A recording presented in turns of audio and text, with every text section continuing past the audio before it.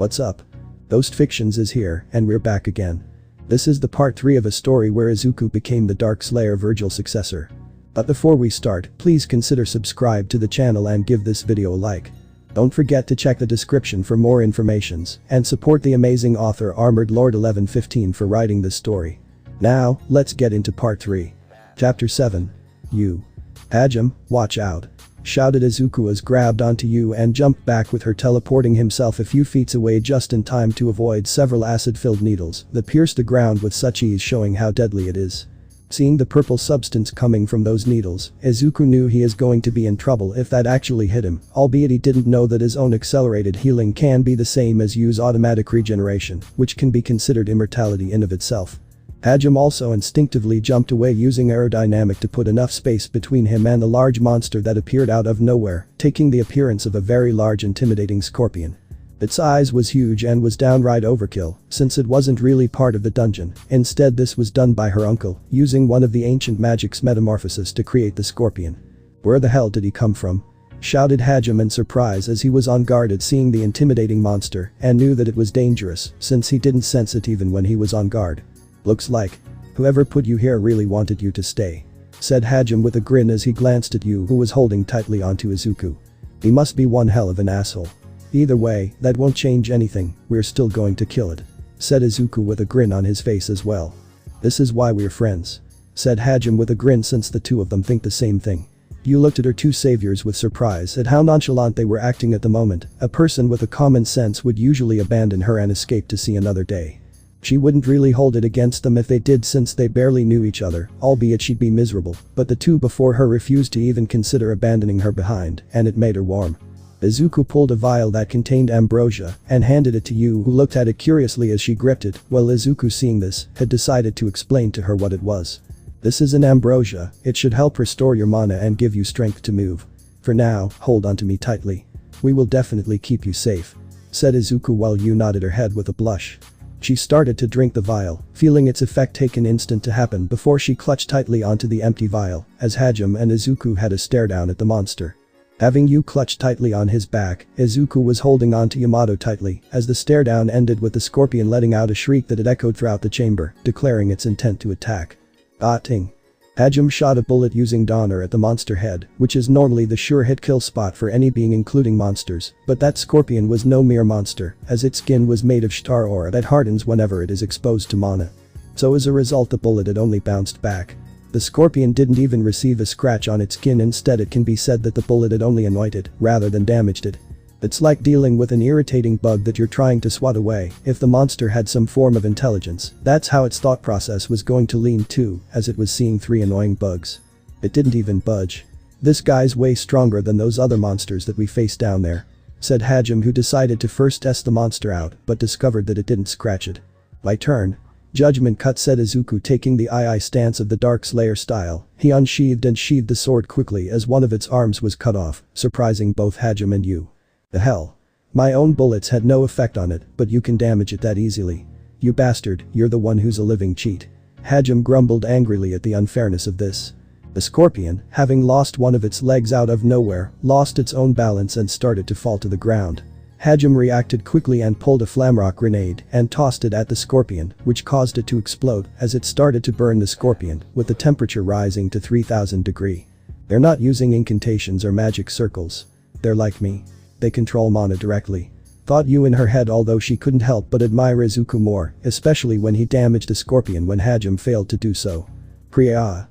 The scorpion roared as it alarmed the two as it started to throw around needles like a machine gun as Izuku started to teleport around the room, dodging skillfully the attack while Harem did the same.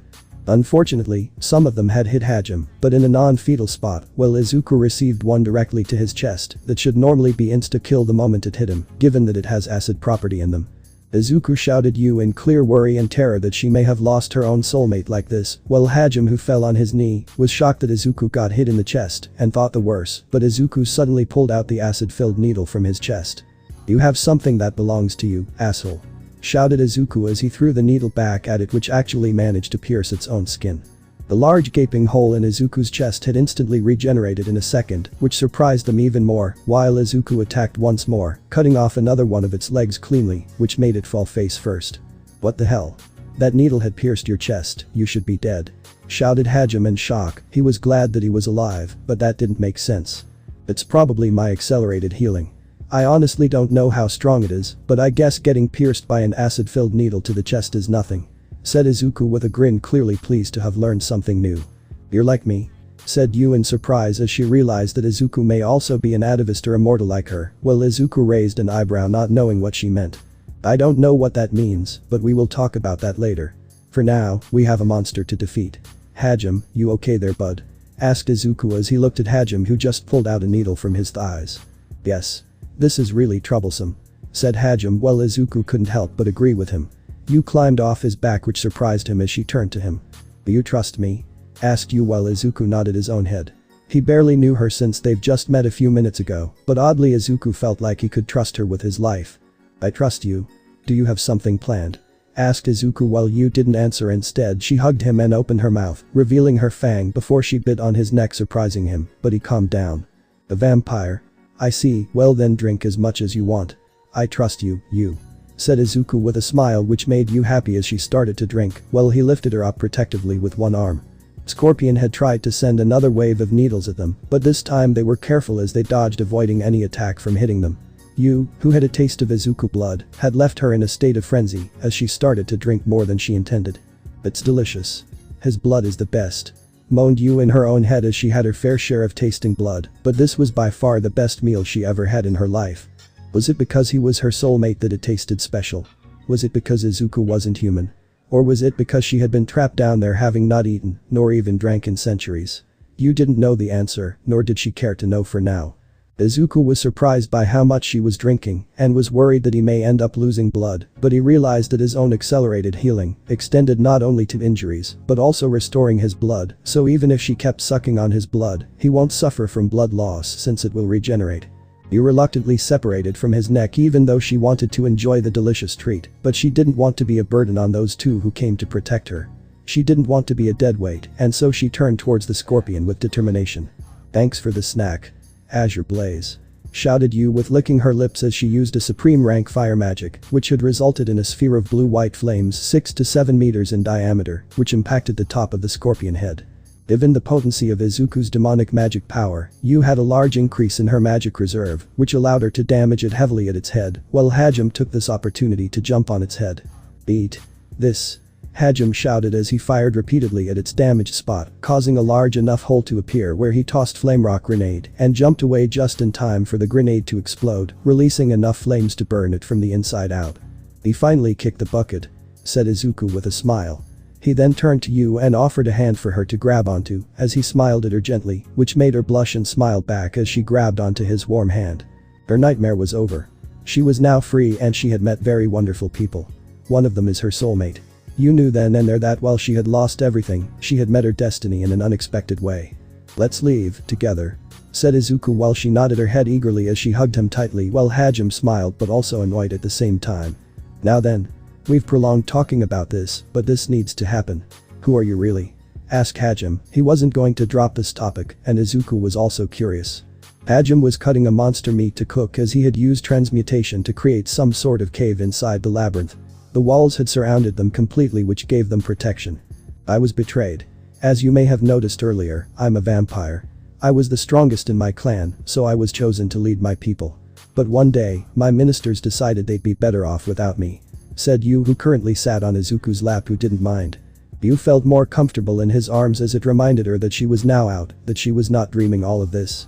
Hajime turned and looked at her in clear surprise as Izuku turned out to be right. My uncle wanted the throne for himself. My power was a threat to him. I can't be killed. So he settled on sealing me away down here. Said Yu with a sad look as if she was remembering a very terrible memory that involved her uncle dragging her by a collar around her neck. And be killed? What do you mean? Asked Hajime, clearly confused and surprised by her words, while Izuku understood what she meant. Is that what you meant, that we're both alike? You have some sort of fast regeneration that makes it impossible to land a killing blow on you? Izuku came with his assumption. Yes. My wounds always heal. Whether I want them to or not. Even my head would regrow if you chopped it off. When my power first awakened when I was only 12, I stopped aging completely. Said Yu with a saddened look while Izuku pulled her closer, making her hold him tightly. Wait. Wouldn't that mean You're at least 300 years old. Asked Hajime, lacking in tact, as it was an unspoken rule that you should never ever bring a woman's age. It's rude to ask a girl's age, said Yu as she looked at him with a blank face, obviously not liking having her age brought up since it's kind of a taboo for her, while Hajime flinched and decided to change the topic. Wow. That's a hell of a talent. Is that the power that threatened your uncle? Asked Hajime curiously as he started to cook the meat on the fire while taking his own seat. Not just that. I can also manipulate mana directly without incantations or magic circles, as you've seen before.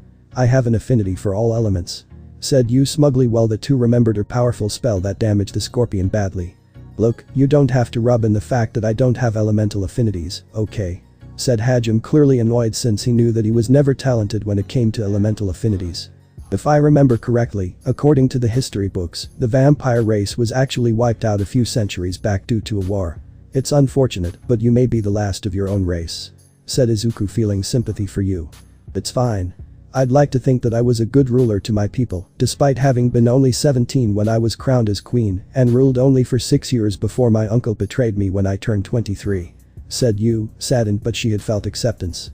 Even though she led her race to victory in many wars across the battlefield, it was undeniable that she was this world's version of Enid.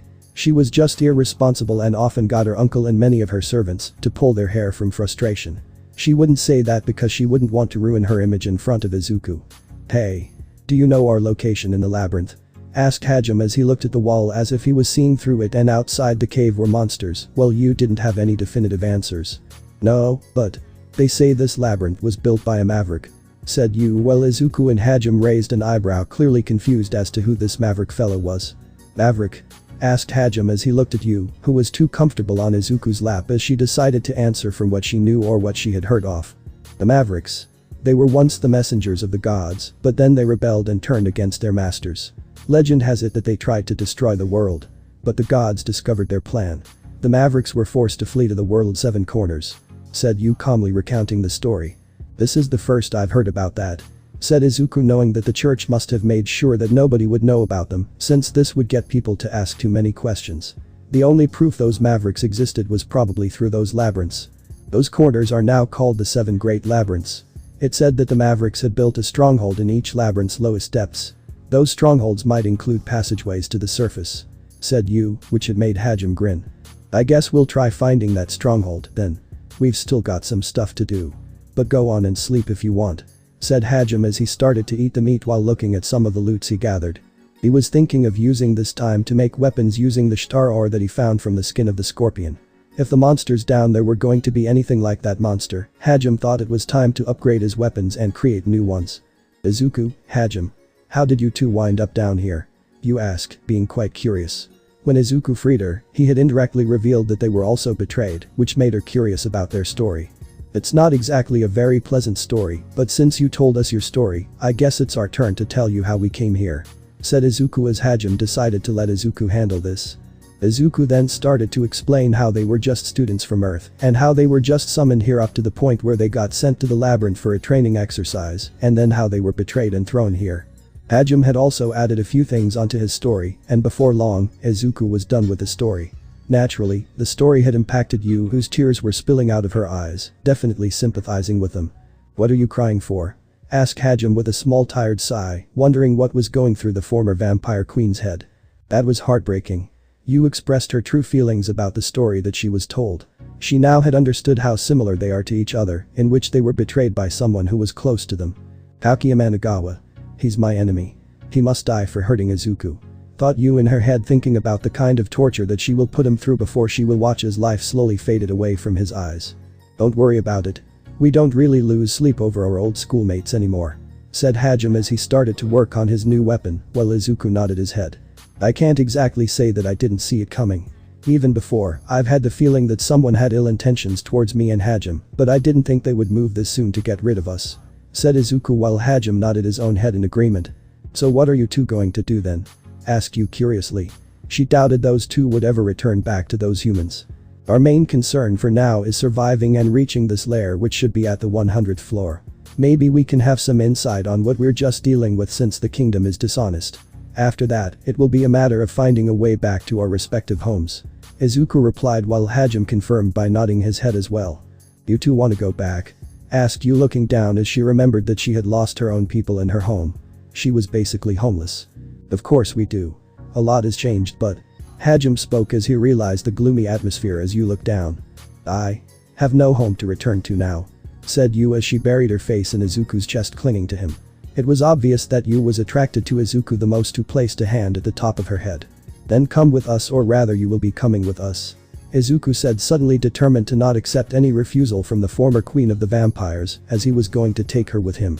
The word had its effect on Yu as she blushed and looked at him in surprise. They barely knew each other, but yet he was welcoming her to live in his own world, and that made the warm feeling in her chest increase. Our world may be different than this one, but I'm sure you will be fine. What do you think? Asked Izuku while Yu gave a bewitching smile that stole his heart.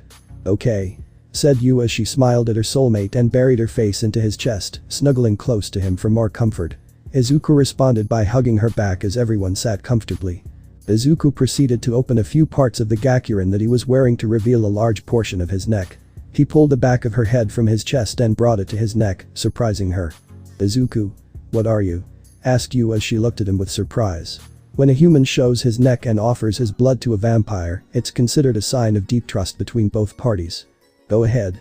If you want to drink my blood, then now is the time to do so when we're not being attacked. You will need to recharge yourself, so drink your fill. With my accelerated healing, I doubt I will be losing blood, said Izuku with a smile.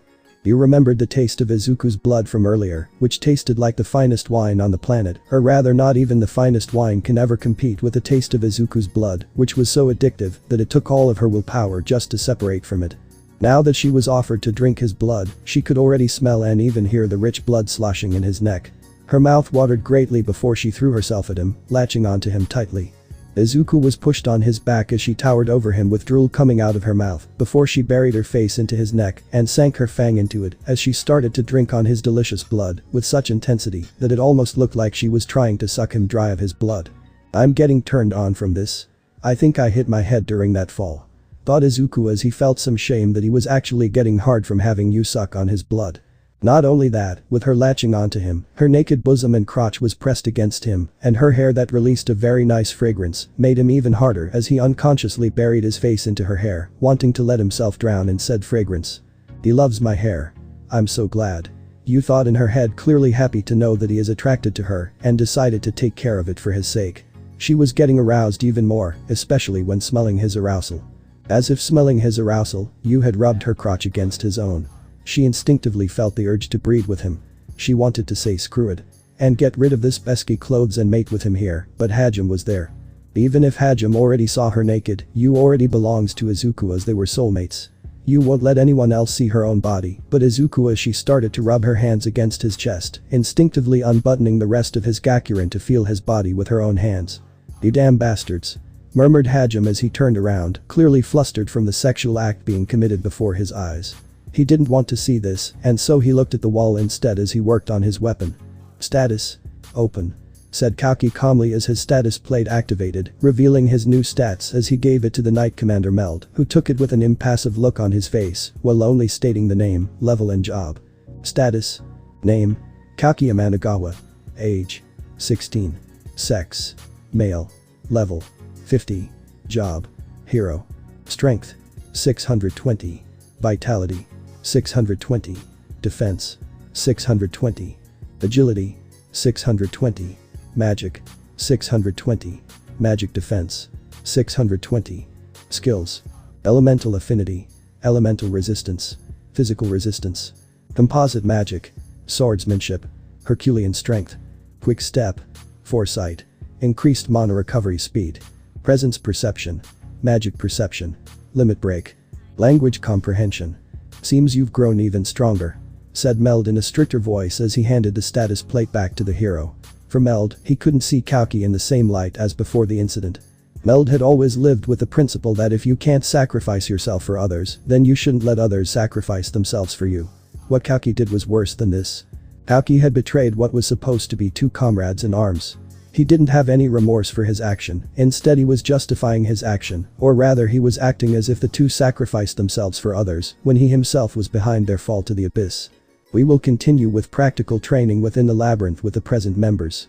I trust you will prepare accordingly, said Meld, this time directing his speech to the other summoned students. "Yes sir," shouted the rest of the students at the very same time. They felt unnerved by the change of Meld's attitude towards them. "That is all," said Meld as he turned around and left the students with a frowning face. Everyone looked amongst each other in nervousness. "Okay, everyone. We're going to make this training a success. We owe this much to both Nagumo-kun and Midoriya-kun who sacrificed themselves for our sake," shouted Kauki as he turned to the rest of the other students. "Right." Many shouted in agreement. Not everyone had a vendetta against the two that they would seriously want them dead, so they too answered to Kauki charisma. Shizuku gripped onto Kori's hand tightly, making the group healer wince in pain, but she understood what emotion her best friend must be feeling at the moment. "You're the one who killed them. You have the nerve to use their names for your own clout, you scum." Thought Shizuku, and if looks can kill, then Shizuku would have torn Kauki to pieces with just her eyes alone. "Shirasaki-san, can you heal me? I think I may have sprained my leg from our earlier training," said Hiyama, who was walking towards the two girls. It was pitifully obvious what Hiyama had wanted. Hiyama had wanted to spend more time with Kaori, maybe even exploit her weakness for losing Nagumo to worm his way in her heart and make her his. He was already laughing in his head, patting himself on his shoulder. "I refuse," said Kaori. Her cold eyes were boring through Hiyama, who froze in shock. Ever since Nagumo and Midoriya fell in the abyss, no thanks to him and Kauki, Kaori had obviously been giving him the cold shoulder. "Let's go, Kaori," said Shizuku as she started to pull her away. She didn't want to be anywhere close to these bunch backstabbers, while Kaori readily agreed with her best friend. "Wait. How can I function if my legs are sprained? You're our group healer," said Hiyama in frustration that Kaori had been ignoring him like this, and he already had someone to blame in his heart, and that was Hajime. If it was Hajime-kun, he wouldn't have made such a fuss over a sprained leg. "If you can't take the pain, then there are other available healers to tend to you. I have things to do and you're an absolute nuisance," said Kaori dismissively and very rudely towards him. "It's always that bastard Nagumo that she is talking about. Why can't she talk about me the same way she does with that bastard?" thought Hiyama in clear anger. "Whoa. Let us all calm down. Both Nagumo-kun and Midoriya-kun noble sacrifices may have been unfortunate, but we need to move forward," said Kauki, stepping in between the two groups. "I'm sure if they were both here, they wouldn't want us to wallow over their deaths. They would want us to work hard and save this world together from the demons," said Kauki with his delusion at max. "This is bad. At this rate, I definitely will kill him if he keeps talking about such utter nonsense," Shizuku thought, feeling the intense urge to slash Kauki's throat. Kauki was altering the narratives to fit his convenience. For instance, Izuku had never once said that he wanted to save this world. If anything, he was just like Inko in the sense that he had been warning everyone that this world was no good and that he wanted to return home. Shizuku was not ignorant of the people who had mocked Izuku for that. Now that Izuku and Hajime were dead, the people who previously mocked them had finally had their eyes open to the truth. They realized that if someone like Izuku with good stats died, then they who are nothing more than fodders were going to soon join them in the afterlife, and so they naturally wanted to finally back away. Chapter 8. 100th Floor. "Finally. I don't have to watch those two flirting," thought Hajime in his head as he remembered how Yu turned biting Izuku's neck into a sexual act when she started to rub herself against Izuku's crotch, and they were definitely one step away from having sex.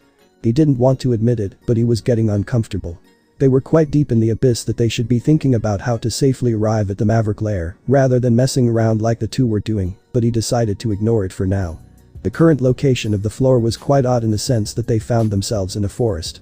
They were so used to the darkness of the labyrinth and the abnormal-looking monsters that it took them off guard. An RRRRRGH. A dinosaur was growling at the group of three in an attempt to intimidate them, but it only seemed to anger it when realizing that the group was not the least bit intimidated. A flower was on its nose for some reason. Brierg. The dinosaur let out a loud roar towards the group, who were clearly unimpressed by its intimidation skill, as they looked at it blankly. Finding a forest halfway down the dungeon was already really weird. Now dinosaurs, too? Questioned Hajime blankly towards the dinosaurs. "And why is that flower on its head?" asked Hajime, finding the flower to be out of place, but Izuku could probably guess what it was, since his sensory ability seemed to be far greater. "It's being controlled by that flower. It's either being brainwashed or their body is being hijacked by something," said Izuku, commenting what he was sensing while Hajime got tense as he decided to stay on guard.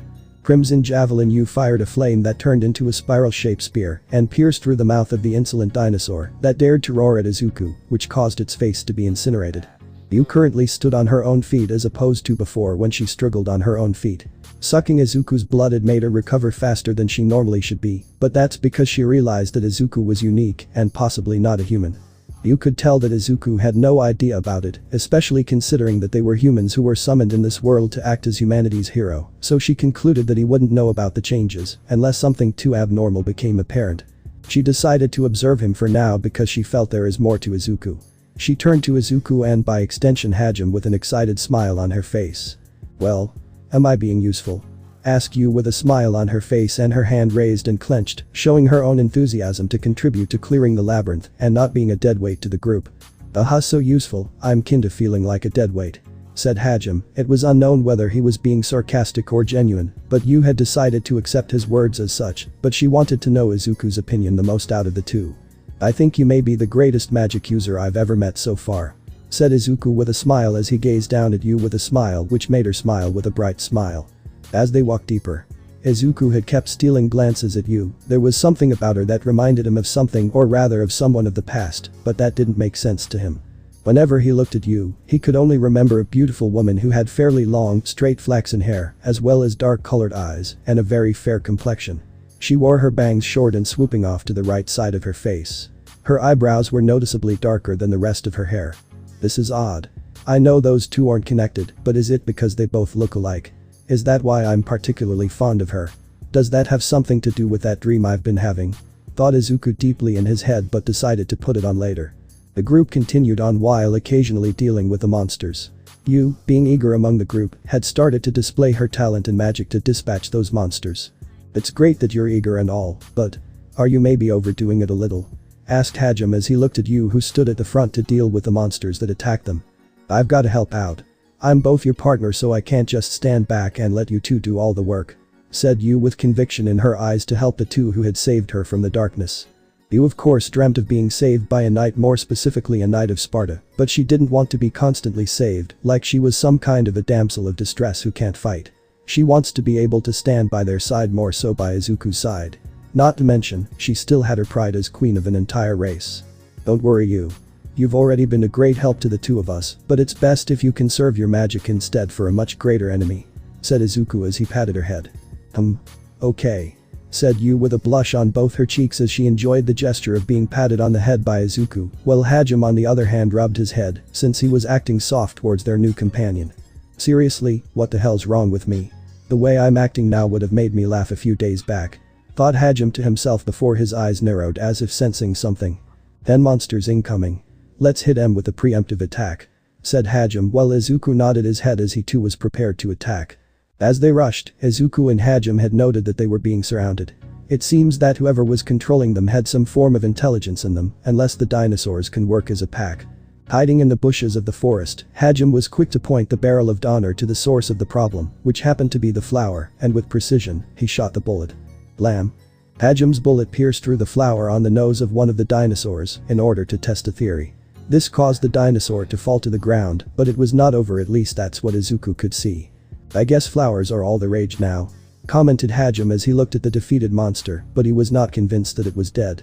"I thought it looked cute," said Yu as they looked at the unmoving monster, but Izuku had his hand on the sheath of the sword, ready to attack and behead the monster.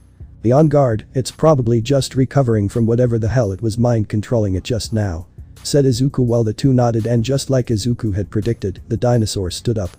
"Brrrg. Rarg," roared the dinosaur in anger as it started stepping on the flower. It was obvious to Izuku that the monster was very angry. "What the hell's wrong with it?" asked Hajime in confusion at the odd behavior of the dinosaur. He had thought that this was it for his anger. "It's angry at whoever was controlling him earlier. It's why it was stepping on those flowers. It's best if we avoid them instead and head to the source of the parasites and eliminate them," said Izuku, giving his own input while the two agreed with him. The dinosaur turned towards them, having finally noticed their presence as they stared at each other, but Izuku got annoyed by it and made the move as he cut off its head swiftly and cleanly, causing it to roll on the ground. "It's best if we start going. Sooner or later, we will be chased by countless monsters who are afflicted with those parasites," said Izuku as he started to run towards the direction. Just as Izuku said that, a group of dinosaurs started stampeding towards all of them at high speed, and all of them with no exception, had the parasitic flower on their noses. Hajime couldn't help but get annoyed by this as he too started to run, while Izuku easily scooped Yu in his arms. "Frost Prison," shouted Yu, who pointed her hand from Izuku's shoulder as she released a supreme rank ice magic that would freeze its surrounding in 50-meter dimension, which caused the dinosaurs to be frozen solid in ice. Despite you wiping out a whole pack of the monsters, the others who didn't get caught in the range of the spell still continued without even faltering one bit, which only proves that they were being mind controlled to chase them around. Still, Yu's action had only bought them time to get away from them and head towards a cave which they could guess where the perpetrator behind those parasitic flowers is in. Yeah. This is it for sure, said Harem as he looked at the entrance of the cave, while Izuku let Yu stand on her feet while she smiled but was still confused at Harem's words. How do you know? Asked Yu, clearly curious as to how Harem had come to this conclusion that the perpetrator was hiding in there, while Izuku decided to answer. The dinosaurs got really riled up whenever we ran in this direction. It was obvious it was trying to keep us away from here. Whoever is controlling them had wanted us to be overwhelmed by the number of the dinosaurs, or at the very least exhaust us, said Izuku, while Harem also nodded his own head in agreement. Let's first block the entrance before they chase us down again. We won't be heading back outside till we deal with the mastermind anyway, said Harem as he placed his hand on the ground. Ah, thun. The sound of the earth rising up from the ground and clogging the entrance could be heard as Harem had blocked any possible entrance of the dinosaurs in case the mastermind decided to use them to overwhelm them. I'm not sensing anything, but something still seems off, said Harem as he looked around, being more on guard. I'm sure lots of monsters here can hide their presence. Stay sharp, said Harem as he looked at the two. Izuku couldn't sense anything as well since it was getting hard to do so. Still, he was the one with the most sensitive sensory ability, so he was able to notice something off. As if realizing that, green balls that were actually spores started to be released in the surrounding area, which signaled the attack of the monster that remained hidden. Behind us, shouted Izuku as he teleported away, while Harem also took to jumping back as well. Yu had jumped in the air floating and formed a barrier around her to protect herself from the attack made by the enemy before it had finally disappeared. The hell was that? Harem was quite confused, while Izuku understood that whatever it tried to do had failed on him and Harem, which left only one person to worry about, and that was Yu herself. Run, Izuku, shouted Yu, who was the closest to him at the time, as her hand raised without her control and fired an attack that sliced through where Izuku once stood. Izuku had teleported just in time to avoid the attack, having realized that Yu may have gotten affected by those spores, as he looked at Yu, whose hand was stretched out and was trembling in horror and shame, given that she had attacked him. A humanoid-shaped monster appeared, grabbing Yu by her chin and raising it up. It was obvious to the two that it was holding the former vampire queen as a hostage, hiding behind her for extra protection in order to discourage the two from attacking her.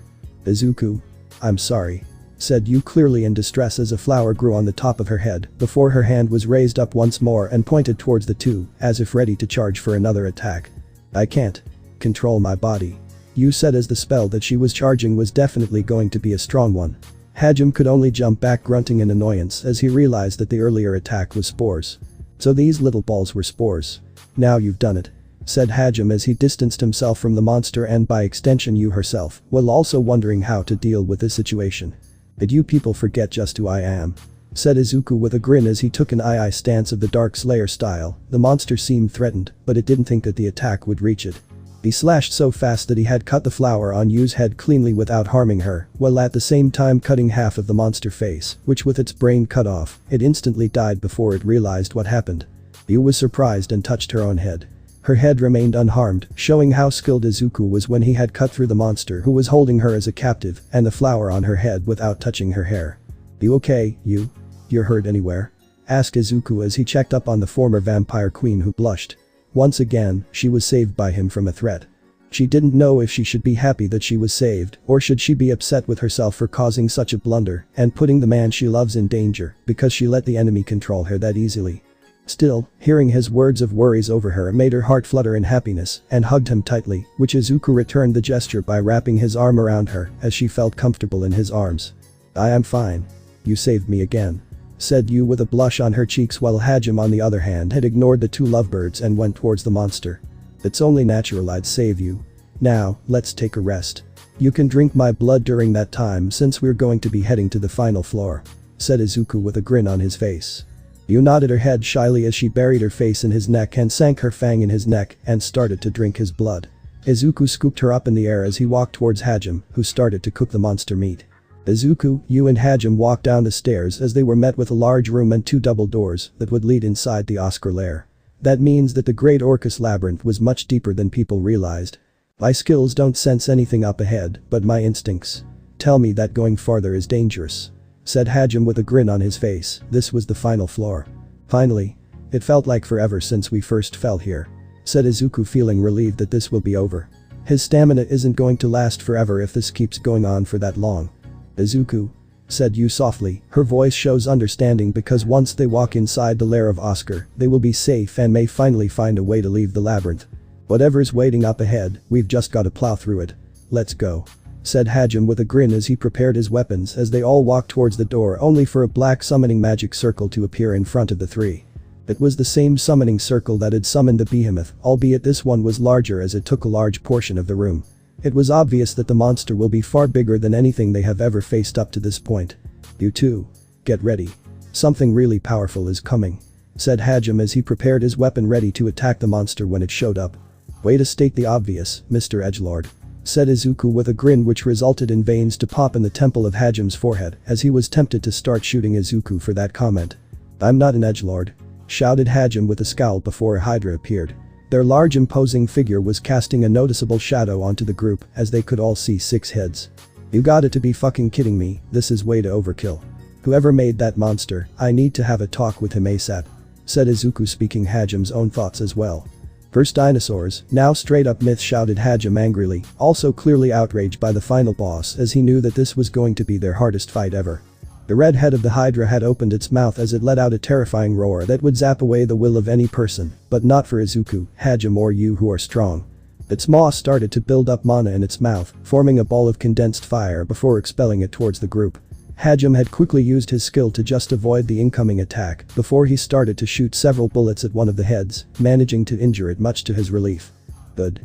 Donner's strong enough to wound it. Thought Hajime, he had thought this was going to be a repeat of the scorpion whom he couldn't penetrate its own skin. You take the middle head. Izuku shouted the orders as he started to send slash attacks at one of the heads, injuring it badly with his sword skill, and almost looked like he defeated it. Right. Crimson Javelin, shouted Yu as she fired a spiral-shaped spear that is made of fire magic, which pierced through the head of the Hydra. With 3 heads being destroyed so far, it almost seemed that this was going to be a win for them, but it wasn't that easy. The yellow-headed Hydra started to morph the surrounding terrain to protect the injured 3 heads, while the white-headed started to heal the other injured head. And here it is. I knew this wasn't really going to be this easy. Each head is specialized. Said Izuku, grunting in annoyance as he started to slash as well to interrupt the healing. Unfortunately, the yellow-headed Hydra wasn't going to allow him to do so and had intercepted his attacks by morphing the surrounding terrain to block his attacks. This thing is annoyingly well-rounded. Grunted Hajime as he pulled 3 flash grenades that exploded and released a blinding flashlight that had just disoriented the heads of the Hydra. You, Izuku, cover me. Said Hajime with annoyance while the two were quick to nod their head, willing to help Hajime as well. Izuku took the II stance of the Dark Slayer style, while Yu was ready to charge a lighting spell. The black-headed Hydra looked at Yu, who seemed to be the weakest of the group, well in terms of mind resistance anyways, and decided to exploit it as it attacked Yu and looked directly in her eyes. No. Yu screamed as the black-headed monster inflicted illusion on Yu, causing her to see herself back in the very same room that she was sealed inside. She saw as Izuku turned his back on her along with Hajime and left her with the door closing behind them, leaving her in the deep darkness of her prison. She couldn't bear with such a thought as part of her believed that this whole thing with Izuku and Hajime was nothing more than just a figment of her own imagination. "No!" screamed Yu in anguish as her red eyes went dull, showing that she was put in illusion. This shocked both Izuku and Hajime, with Izuku quickly acting by teleporting towards her. "Hajime, focus on the Hydra, I'll go see you," said Izuku. The tone of his voice left no argument. He kept firing magic bullets at the Hydra that tried to obstruct his path, which had damaged it heavily. "Do it quickly. I don't think I can keep that damn Hydra in check on my own." Hajime admitted he can only last around 5 minutes at best, but nothing more than this because eventually he will get overwhelmed. "You. Get a hold of yourself," said Izuku as he shook Yu before he pulled an ambrosia vial and forced her to drink it, which had successfully managed to get Yu to wake up from the illusion. Izuku kept firing magic bullets which kept bombarding the Hydra, which was to help Hajime, while he checked on Yu's health, who started to wake up after he gave her an ambrosia. "Izuku." Yu's voice came out weakly as tears spilled from her eyes as she realized that this was earlier an illusion. She was too terrified that this was all just a dream that she had imagined, but she was glad that it wasn't. "Yep, it's me. This was just an illusion. You okay?" asked Izuku while rubbing the back of his head as he kept occasionally throwing magic bullets at the Hydra to slow it down and gave Hajime an opening. "Thank goodness, I thought I'd been abandoned again. I thought I'd be alone in the dark again." said Yu in a weak voice as she touched his cheek while Izuku felt sad for her. Why would I abandon the women I fell in love with? Said Izuku, suddenly surprising Yu by his words. Before he grabbed her face with both his hands and gave her a passionate kiss filled with all the love he had for her. Yu closed her eyes, feeling her heart thumping hard in her chest as she realized that she wasn't the only one who harbored such feelings. Izuku separated from the kiss. This place isn't going to be our graveyard, instead it will be this monster's graveyard. I will not abandon you, we will defeat this monster, and one day we will find a way back to my home, or rather our home. Said Izuku, putting a lot of emphasis on the hour.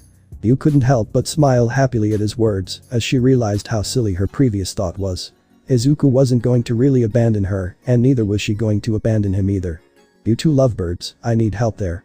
Shouted Harem with annoyance as he noticed from his peripheral vision the two lovebirds kissing, and he got a lot more annoyed, but he ignored it because Izuku was helping him by firing those weird black magic bullets. I need to use SLAYER, but I can only fire one shot at a time, and this will leave me open, so you two cover for me. Said Harem while Izuku and Yu nodded their heads. SLAYER. This is definitely a fantasy world if you're allowed to say such a corny name, that would make us both the laughing stock of the entire society as a whole. Izuku said in a mocking tone, while Harem gave a wry smile. It was definitely true. They'd be looked at disgustingly by a lot of people if they started naming their things with such edgy names. They'd be called a parasitic otaku with no life at all. Crimson Javelin. Force Lasher. Glacial Sleet. Shouted Yu as several tornadoes appeared surrounding the Hydra, along with lighting, and even ice started to rain on the Hydra. Seeing Yu working hard, the two best friends smiled at each other as they both started to attack the Hydra, with Izuku slashing hard at one of the heads, decapitating the red head completely, hence it cannot be brought back. Harem on the other hand started to fire many bullets on the Hydra. The black head of the Hydra tried to once more put Yu out of commission through the same illusion, but it never worked.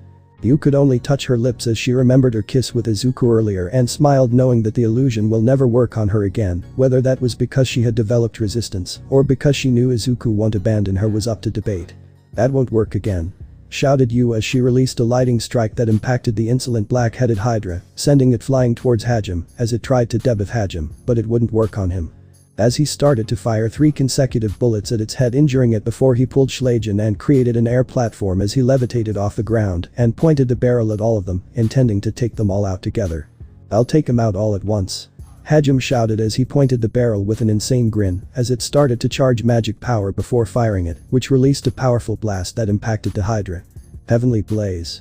Shouted Yu as she released fire lighting orbs that had surrounded the Hydra before it released all at once, lighting on the Hydra, which made it shriek in a lot of pain, while Izuku took this chance to also fire several magic bullets at the Hydra. This caused 2 heads of the Hydra to disintegrate from the powerful spells. Yu was starting to get somewhat tired, but she was able to stand back on her feet. She already had enough supply of magic from having sucked on Izuku's blood. You okay? Asked Izuku as he made a mistake of turning his back on a powerful monster as he walked towards her. Izuku. Shouted Yu, which made Izuku alarmed as he looked as the blue head of the Hydra appeared before it narrowed its eyes on Yu, who had taken down 2 of its heads. It reared its head back, preparing a breath attack in which Izuku acted as quick as he could to shield Yu as he appeared in front of her just in time to block the ice breath attack. Izuku had let out a mighty battle cry. This was really nothing, but he was getting a little bit overwhelmed since his stamina was already low. The breath attack swallowed him, but in the end he had managed to shield Yu. Chapter 9. Conclusion. The temperature of the room had decreased to such a degree that it started to snow, and the area became somewhat foggy. Izuku coughed blood in surprise as he fell on his back exhausted. Such an attack had taken him by surprise, and he was overwhelmed. Normally, Izuku should have been able to tank it, but it was too much with his current low stamina, and even his own magic was not really that infinite, so he had started to feel his consciousness fading as he had started to faint slowly on his back. Izuku. Shouted Yu in clear distress as she held onto him only to notice the blood pooling from him. It was obvious that the attack damaged him, and his accelerated healing was slow as compared to before. The Hydra created 2 purple orbs next to it and fired a consecutive blast of ice towards the 2, only for Harem to intercept it with several bullets, having a cold look on his face. His own best friend was hurt by that piece of shit, and he won't forgive it. Take Izuku away, I will make that fucking piece of shit regret the day he was born. Shouted Harem as he started to fire bullets at the Hydra, which flinched at the attack as Harem used his skill aerodynamic to lure it away from Yu and Izuku. Hang in there, Izuku. Said Yu as she started to drag Izuku somewhere safe as she decided to follow Harem's orders, who was fighting against the Hydra, but this time he was alone and she doubted he would last long. Drink, Izuku. Yu urged in a panic as she tried to push the ambrosia vial in his mouth to get him to drink it, but he could only cough it out, which made her even more distressed since Izuku can't drink it in his current unconscious state. Forcing the vial down her mouth, she grabbed his face and started to perform mouth-to-mouth as she helped him drink the ambrosia in order to benefit from its healing properties. She then pulled 2 other ambrosia vials and repeated the same action out of desperation to save Izuku's life. As she looked at him with tears in her eyes in clear panic, not wanting to lose him like this. "Heal, quickly," said Yu desperately before a scream of pain was heard, and she looked to see Harem having lost his right eye with one of the attacks, but this didn't diminish his fighting spirit. "Harem," shouted Yu as she saw him get injured and fall on one knee, not looking at her, Harem still planning to continue fighting, even if it meant to fight till his last breath. "Focus on healing him, I won't die that easily from losing one eye," Harem said as he continued to fire many bullets, this time being careful not to get caught in its attack. The Hydra, getting annoyed by Harem acting like a bug and evading its own attack, had decided to shift its attention to Izuku and Yu and fired a powerful ice breath attack towards them. Yu, seeing this, was quick to create hollow ground, which had resulted in the breath attack impacting the barrier, cracking it. Yu knew that the barrier won't hold on for long and will shatter with the next attack. "Eyes on me, you piece of shit," roared Harem as he started to rapidly fire at the Hydra, who proceeded to headbutt Harem by surprise before it started to charge another breath attack to take down Yu and Izuku. "Not like this. He promised to take me back home with him. This is my fault. If I was stronger then I wouldn't have burdened him," thought Yu in her head as she blamed herself for holding him back. If she defended herself, Izuku wouldn't have needed to shield her with his own body. In an act of pure defiance, Yu let out a roar of frustration with both her hands extended towards the Hydra. The blast of pure magic shot from both her outstretched hand and collided with the Hydra attack before overpowering it and swallowing the Hydra completely in the attack. The explosion of Yu's attack could be heard as the Hydra was sent flying and impacting the wall. It was unknown whether it died or not, but this should have damaged it quite enough. "Yu. This is Sorry," shouted Harem, who, when he turned to look at the former vampire queen, he was quick to turn his face away with a blush on his face as he saw her current state. Yu, who can be said to possess the body of a 12-year-old child, had gained a massive growth spurt. She still possessed the same wavy golden blonde hair, crimson red eyes, and porcelain complexion. The difference this time is that she now had a very large bust size that would make many women very envious of her, and she looked like a mature woman in her 20s. She can no longer be called a lowly vampire. Her aura as a mature woman definitely now matches her appearance as opposed to before, when she looked like a child with the presence of a very mature woman. "What happened?" said Yu as she looked at her current mature form. She was surprised, but then she remembered how she had been sucking on Izuku blood throughout their time here and realized that it was because of that. The Hydra stood back, but it was badly injured and it was swaying around, accidentally hitting its head on the walls. Harem grinned as he saw something like this as he realized that they could win this. The Hydra started to fire ice attack in a blinding manner, not caring this time. Unfortunately for the monster, Harem's SLAYER walk had evolved to give him plus blink, allowing him to perceive the attacks of the Hydra, who looked slower, but it was him who had just gotten faster. He started to use his SLAYER walk to shoot 2 holes in the ceiling before, as he placed one grenade on one of the holes, while throwing the other one at the other hole. It was obvious that Harem intended to bury the Hydra. The Hydra seemed to have realized this, and with Harem airborne, and with him being in its line of sight, had opened its maw ready to unleash a point-blank breath attack. Suddenly, blood gushed from everywhere around its body as it let out a loud shriek filled with pain, as everyone looked surprised as they saw Izuku on his feet fully healed. "I don't intend to die here.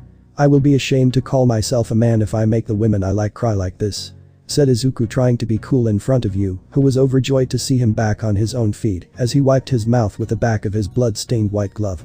"Izuku," shouted Yu with tears in her eyes as she hugged him tightly while he held her, but he was blushing hard because he had noticed the current form that Yu was taking. "This is for messing with Izuku and Yu," shouted Harem as he had fired 2 bullets at the 2 grenades, which caused it to explode and resulted in the ceiling of the room to fall on top of the Hydra. Using transmute, he made sure that rock pillars would appear to block the Hydra from escaping. Yu and Izuku looked at each other and nodded with determination in their eyes. "Azure blaze," shouted Yu as a spheres of blue-white flame 6 to 7 meters in diameter appeared above the Hydra that had tormented them. "Judgment cut," shouted Izuku as he took the II stance of the Dark Slayer style and slashed so many times causing blood to gush out from all over its body, while Yu's spell impacted the Hydra, disintegrating it in an instant. Seeing as the Hydra was never coming back, Hajime let himself fall on his back before fainting immediately from exhaustion, while Izuku fell on his butt a little bit too exhausted, but the ambrosia mix with his accelerated healing, he was able to remain conscious. You also fell, but Izuku easily caught her in his arm as she hugged him tightly, burying her face in the crook of his neck. She was clearly happy, and for some reason she wasn't really tired, instead she was brimming with more magic. "I'm so happy that you're alive. I thought I lost you," said Yu, tears welling up in her eyes, while Izuku felt guilty for making her cry and hugged her tightly as he buried his face in her hair. "I'm sorry. I will try my best to no longer make you cry, Yu," said Izuku in a softer tone as she looked at him with tears still in her eyes, but this time those eyes carry her love for the man before her. Understanding what was going on, the two leaned into each other until their noses were touching each other and kissed passionately. The two didn't know how long, but they didn't care about anything. And then, "I love you, Izuku," said Yu, having separated from the kiss as she hugged him tightly, burying her face in his neck and enjoying every moment together like this. "I love you too, Yu," said Izuku with a smile before he lifted her up in a bridal style, making her wrap her arm around his neck with her face buried in his own neck. Izuku turned his attention to the unconscious Hajime and then lifted him up using telekinesis as he looked at the two large double doors that would lead inside the Oscar lair. "What is the meaning of this?" Aiko's voice could be heard echoing in the church where the current Pope Ishtar Langbert resides. It was night at the Highlight Kingdom.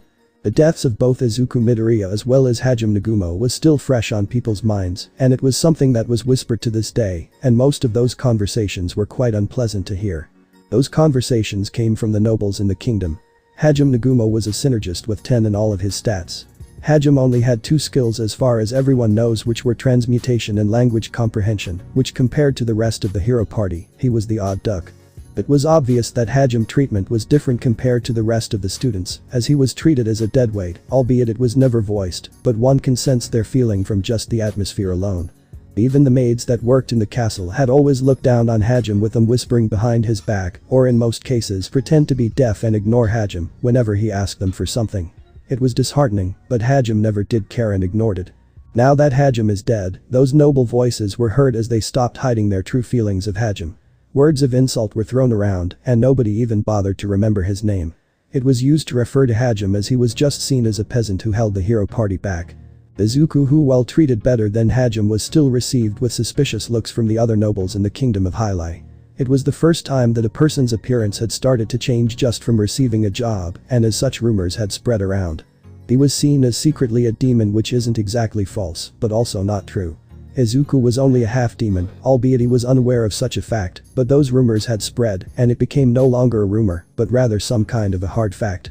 Not surprising enough, Ishtar had instigated some of those rumors for the simple reason that the older pope didn't like Izuku, given that he had viewed Izuku as a threat to his plans, and probably out of pettiness for what happened at the start of their first meeting. Izuku had been trying to discourage the students from going to war, and if he succeeded, they would lose a lot of pawns that can be used in the war against the demons, and Ishtar can't have that because that would displease Ehud. In that sense, Izuku was like the perfect counter to Kaguya Managawa, who is the hero. While Kaguya was driven by his own sense of justice and morality and encouraged the other students to help him in his crusade to fight the demons, Izuku protested against it.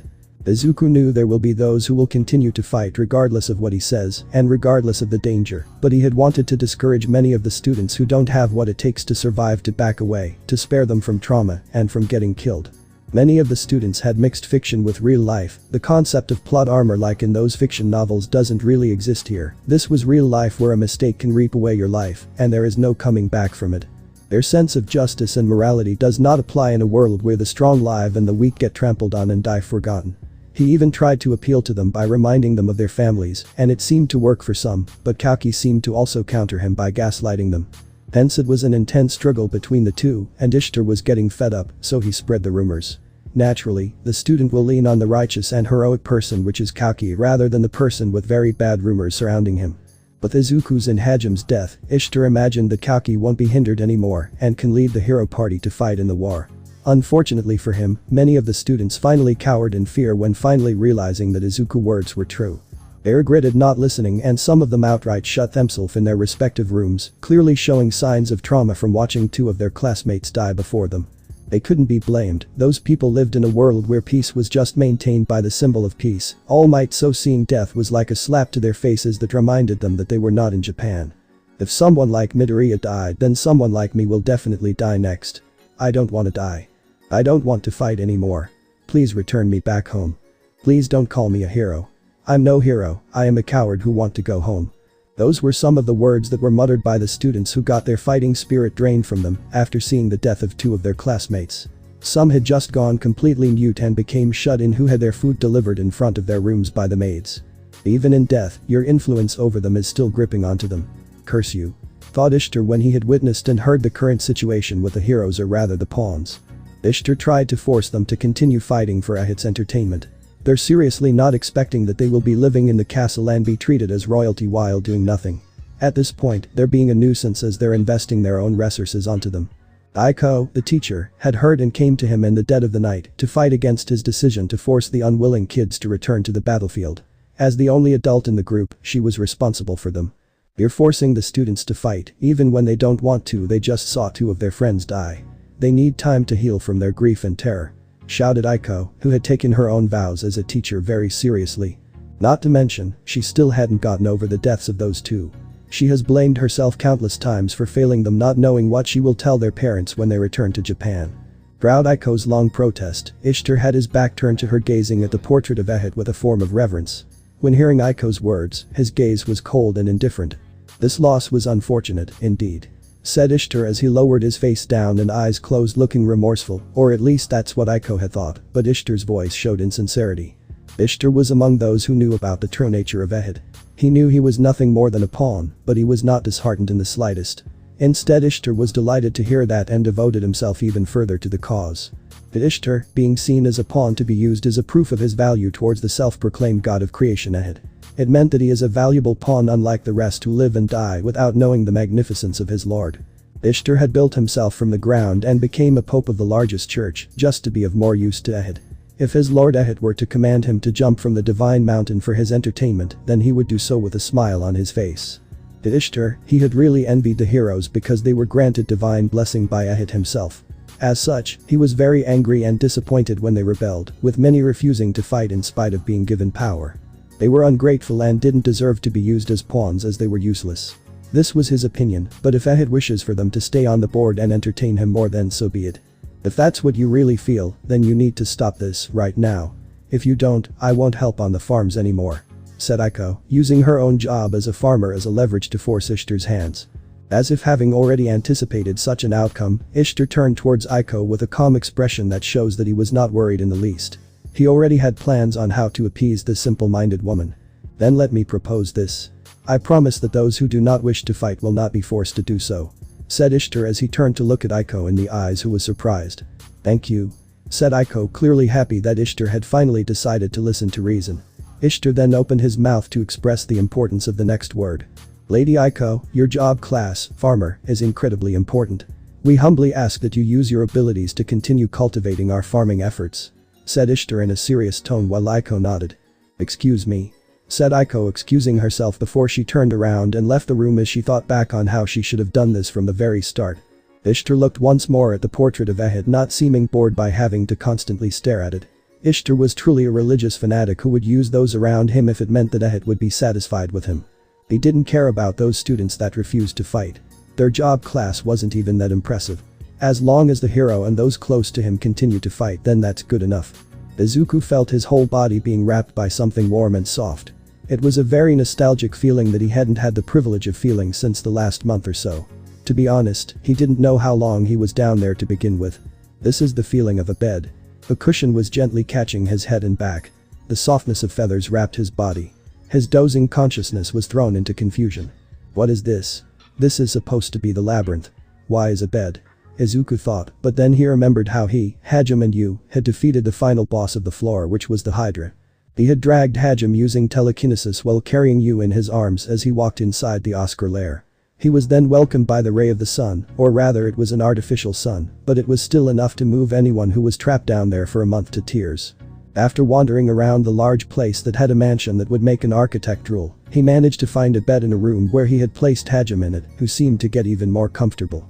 As for him, he had found another bed outside, and he didn't think twice before he threw himself in it and slept immediately without a second thought. Izuku couldn't be blamed because he hadn't slept since he first fell down here, so he needed to catch up on all the sleeping he missed. However, he couldn't move his right hand.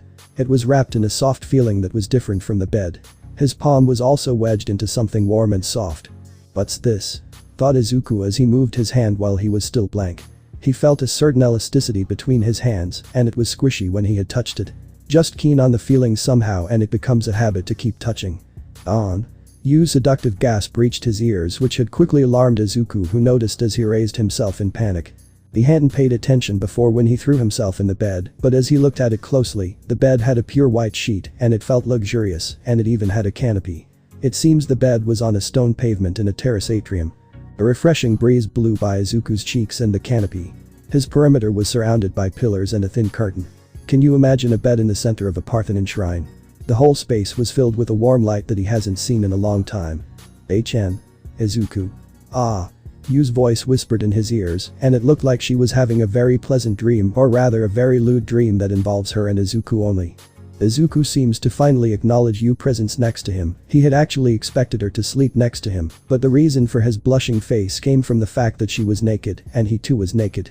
Apparently, the mischievous former vampire queen had decided to strip him completely down. Yu clinged onto his right hand, which he learned that the elasticity he was feeling from earlier was actually Yu's ass. It was one thing if Yu was taking her lowly form, because he could just try to use his own mental strength to resist, since he wouldn't want to be seen as a lolicon, but right now she was sleeping in her adult form, which is an insta-kill. So her assets had gained a massive boost, and so he was currently living every man's dream. Izuku was treated to the sight of her bouncy breast. He was sure that his other former classmates would be shouting for his death at the very moment if they heard that he was having fun, not that he cared. Well, relaxing is part of the process of healing. Izuku justified in his head as to why he wanted to stay inside this bed with this beautiful woman whom he had hopelessly fallen in love with. His hand that was groping her ass stopped as he shifted his body to hug Yu and pull her closer as he made sure to bury his face in her breast. He too is a healthy teen who had dreamt of waking up to the most beautiful women next to him naked. So he was going to enjoy this before she woke up. As expected, having his face buried in those large breasts was a new experience all completely. He could already feel his own HP and MP rising, and something else that will be left unanswered. Yu seemed to have woken up due to the shifting and noticed Izuku's action, which made her blush, but she was obviously very delighted to see that he loved her breasts. She too hugged him, but that only notified Izuku that she had woken up as he looked at her with a blush on his cheeks, looking like a criminal who had just got caught red-handed. "Ifufu, I'm glad Izuku likes my body. Please enjoy it to your heart's content, for I belong only to you," said Yu seductively. Her voice had obviously changed along with her own appearance. Yu's voice was so alluring that he was sure many would beg her to step on them like ants. She was this type of woman who'd get someone hard just by her voice alone. This is definitely a fantasy world. Banzai, thought Izuku. He was cheering hard in his head due to the words said by the former vampire queen, and he decided to do what he wanted. "What a wonderful healing experience, Yu." "Thank you," said Izuku, who for some reason stopped caring. He can't be really accused of anything if nobody knows about it. He gave her a kiss on her lips, which she returned eagerly before he returned to bury his face in her beautiful breasts. He flinched once he found his mini Yamato being stroked in a sensual way, accompanied by a seductive giggle. "This is bad. If this continues, I may not be able to resist to mate with her." Izuku thought he was having very horny thoughts, and he didn't know how long he's going to last. That's it, guys. Thanks for watching and supporting us. See you in the next part.